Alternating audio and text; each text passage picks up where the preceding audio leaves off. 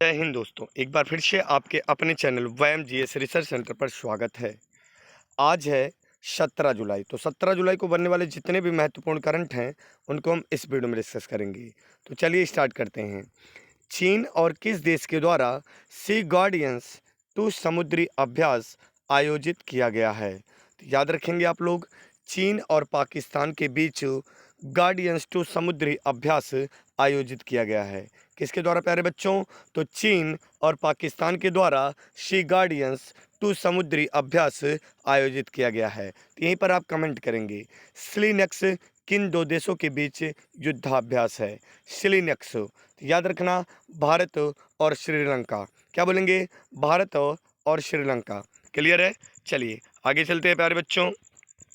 Question number 2 आपसे कह रहा है, किस देश की सरकार ने मरणोपरांत पूर्व प्रधानमंत्री शिंजो अबे की सुप्रीम ऑर्डर ऑफ द क्राइसेंथम से सम्मानित किया है? तो याद रखना आप लोग प्यारे दोस्तों, जापान के पूर्व प्रधानमंत्री शिंजो अबे को सुप्रीम ऑर्डर ऑफ द क्राइसेंथम से सम्मानित किया गया। किससे प्यारे बच्चों? क्राइसेंथम से, यानी सुप्रीम ऑर्डर ऑफ द क्राइसेंथम से सम्मानित किया गया। किसके? तो जापान के पूर्व प्रधानमंत्री शिंजो अबे का, जिसका हाल ही में निधन हो गया है। क्या बोलेंगे?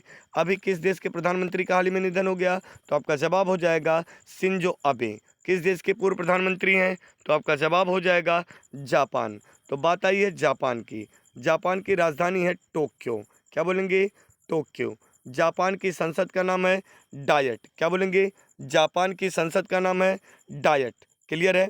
अगर हम बात करते हैं जापान की राजधानी टोक्यो किस द्वीप पर है, तो आपका जवाब हो जाएगा होन्शु। क्या बोलेंगे प्यारे बच्चों? होन्शु। क्लियर? चलिए क्वेश्चन नंबर 3 देखते हैं हम लोग। किस बैंक ने रुपए में अंतर्राष्ट्रीय व्यापार के लिए मैकेनिज्म पेश किया है? क्या बोलेंगे? किस बैंक ने रुपए में अंतर्राष्ट्रीय व्यापार के लिए मैकेनिज्म पेश किया है? तो याद रखना, अंतर्राष्ट्रीय व्यापार के लिए मैकेनिज्म पेश किया है भारतीय रिजर्व बैंक, यानी आरबीआई। तो बात आई है आरबीआई की। तो आरबीआई की स्थापना कब हुई है प्यारे बच्चों? तो 1 अप्रैल 1935 को। कब हुआ है? 1 अप्रैल 1935 को। जबकि इसका राष्ट्रीयकरण 1 जनवरी 1949 को हुआ है। क्लियर है? तो किस बैंक ने रुपए में अंतर्राष्ट्रीय व्यापार के लिए मैकेनिज्म पेश किया है? तो भारतीय रिजर्व बैंक ने। क्लियर है? किस पोर्टफोलियो कंपनियों ने में से एक यूरो का फोर्ब्स का प्रमुख नियुक्त किया गया है? याद रखना प्रतीक पोटा। तो किसे पोर्टफोलियो कंपनियों में से एक यूरो का फोर्ब्स का प्रमुख नियुक्त किया गया? तो प्रतीक पोटा। क्लियर है? केंद्रीय मंत्री पीयूष गोयल ने कहां पर राष्ट्रीय फैशन प्रौद्योगिकी संस्थान निफ्ट का उद्घाटन किया है? तो आपका जवाब हो जाएगा पंचकुला। क्या बोलेंगे प्यारे बच्चों? तो आपका जवाब क्या हो जाएगा प्यारे बच्चों? पंचकुला। किस राज्य में स्थित है? हरियाणा। तो केंद्रीय मंत्री पीयूष गोयल ने कहां पर राष्ट्रीय फैशन प्रौद्योगिकी संस्थान निफ्ट का उद्घाटन किया है? तो पंचकुला, जो कि हरियाणा राज्य में स्थित है।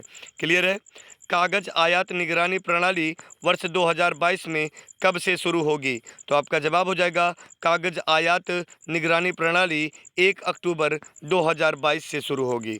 क्लियर है? अगले प्रश्न पे चलते हैं। तो क्वेश्चन नंबर 7 आपसे कह रहा है, कौन सी स्वतंत्रता दिवस पर केंद्र सरकार राष्ट्रव्यापी अभियान पर हर घर तिरंगा शुरू करेगी? क्या है? कौन सी स्वतंत्रता दिवस पर केंद्र सरकार राष्ट्रव्यापी अभियान हर घर तिरंगा शुरू करेगी? तो आपका जवाब हो जाएगा 75वीं। क्या बोलेंगे प्यारे बच्चों? 75वीं। तो 75वीं स्वतंत्रता दिवस पर केंद्र सरकार राष्ट्रव्यापी अभियान हर घर तिरंगा शुरू करेगी।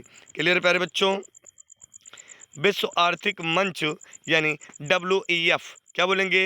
विश्व आर्थिक मंच के ग्लोबल जेंडर गैप इंडेक्स 2022 में भारत किस स्थान पर है? तो याद रखना, विश्व आर्थिक मंच के ग्लोबल जेंडर गैप इंडेक्स 2022 में भारत का 135वां स्थान है। कौन सा स्थान है प्यारे बच्चों?